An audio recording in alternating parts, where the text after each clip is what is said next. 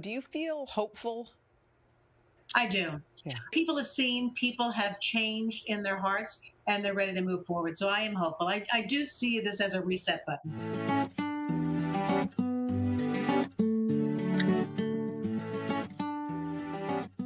Welcome to Quoted By. I adore Vanessa Williams, but who doesn't? So I always wondered, I feel like someone like Vanessa, I always wondered, what would be her guiding light, her North Star when it came to a quote. So Vanessa, is there something right now that is sort of moving you?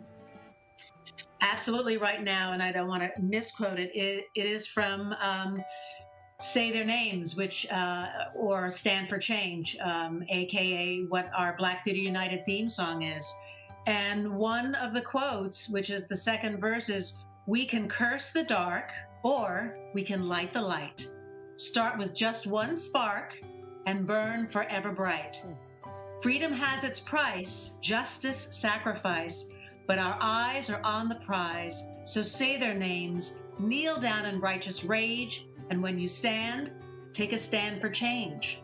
And it's all about this reset button now. We're all listening. We're all willing to move forward, be open, and make those changes of inclusion and belonging that have been kind of null and void, but also forgotten.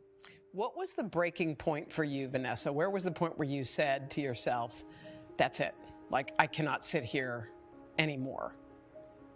I think witnessing the murder of George Floyd, I think we all collectively were at home.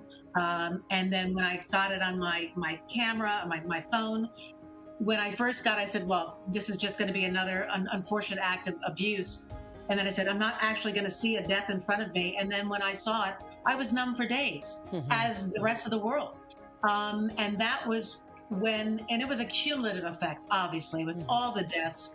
And it was that turning point where something had to be said. And I'm a Black woman who had a Black father. My brother is Black. I raise a Black son.